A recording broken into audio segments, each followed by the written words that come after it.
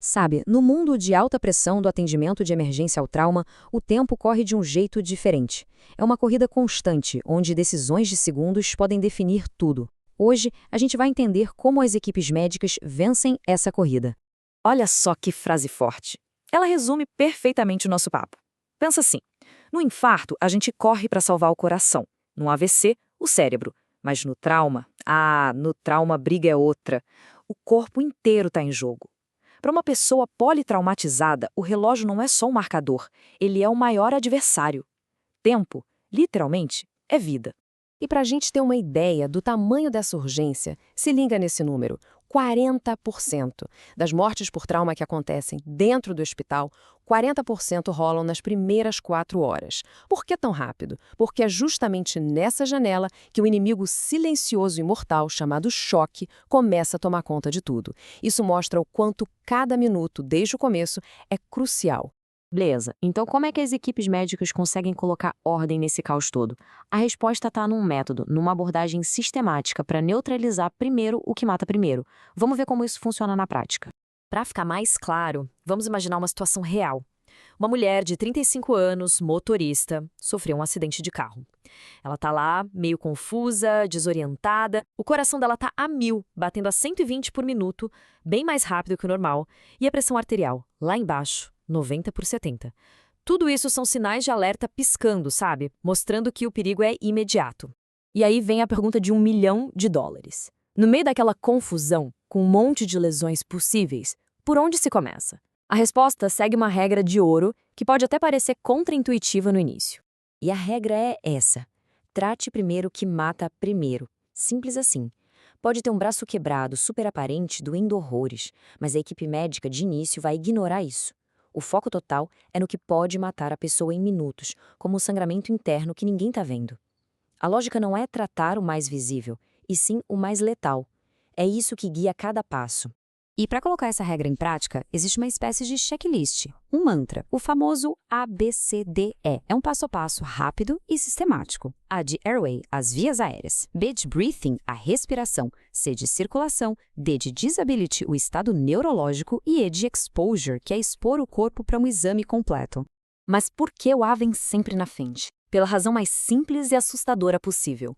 É o que mata mais rápido. Uma via aérea bloqueada pode levar à morte em menos de 3 minutos. Sem oxigênio entrando, nada mais adianta. Por isso, garantir que a pessoa possa respirar é, sem exceção, a prioridade número 1, sempre. Ok, as ameaças que matam em minutos foram controladas, mas a batalha não acabou. Na verdade, agora começa uma luta mais silenciosa, mais traiçoeira. É a luta contra o inimigo interno, que pode ser tão mortal quanto o acidente: o choque. Tá, mas o que é esse tal de choque, afinal? A melhor analogia é pensar no nosso corpo como uma cidade. O sistema circulatório é a rede de energia elétrica. E o choque é um blackout geral. O sangue não consegue entregar oxigênio, que é a energia das células, e elas começam a apagar, a morrer. Se esse blackout não for revertido, os órgãos começam a falhar, e isso leva à morte. E o curioso é que choque não é uma coisa só. É um termo guarda-chuva. Por exemplo, tem o choque cardiogênico, quando o coração, a bomba, falha, ou o distributivo, quando os vasos sanguíneos dilatam demais, como numa reação alérgica muito forte. Mas no trauma, o nosso foco principal, o grande vilão, é o primeiro da lista: o choque hipovolêmico, causado basicamente pela perda de sangue.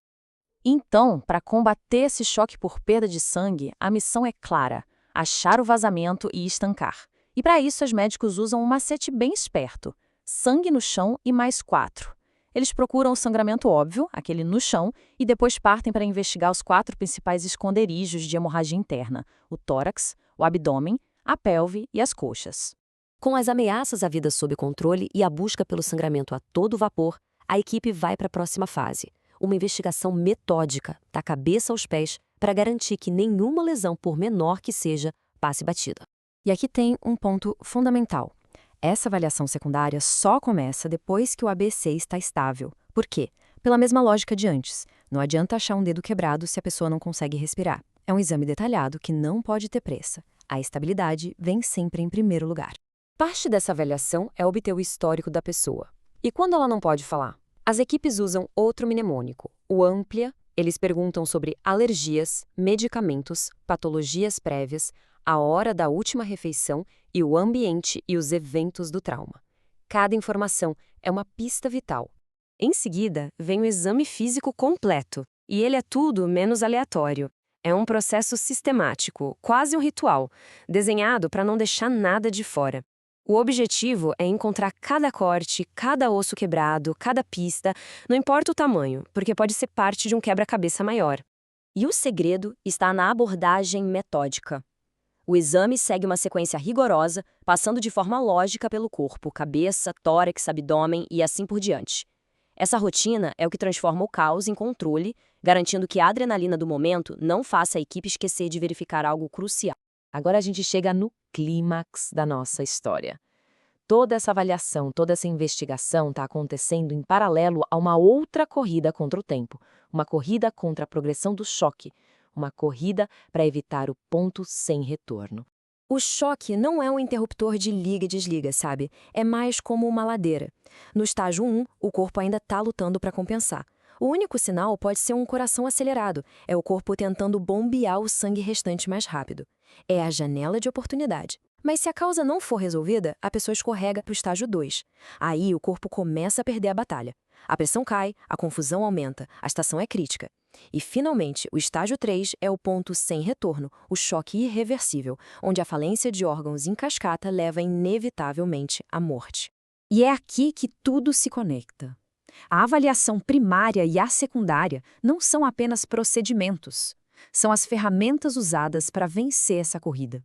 O objetivo de cada passo, desde verificar as vias aéreas até o exame da cabeça aos pés, é encontrar e consertar a causa do choque antes que a pessoa deslize para o estágio irreversível. No final das contas, o atendimento ao trauma é essa dança urgente contra o relógio, onde cada segundo que passa está literalmente escrevendo o futuro do paciente. E isso nos deixa como uma pergunta no ar. Numa corrida onde o prêmio é a vida, o que realmente acontece quando o tempo simplesmente acaba?